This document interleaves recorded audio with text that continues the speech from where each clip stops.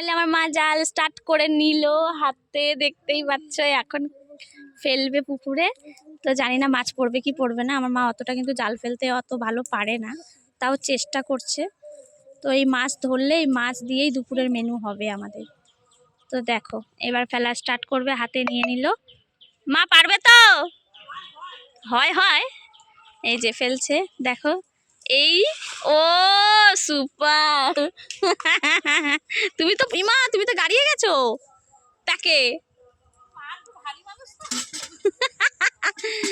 তো এখন মাছটা ওঠার পালা, দেখা যাক কি কি মাছ পড়ে দেখাবো।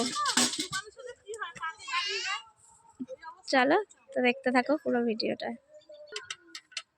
এখন জালটা টানছে, জানি না কি কি মাছ পড়বে। আমি ও ও মা মাছ না পাচ্ছি, তো জালটা উঠাচ্ছে।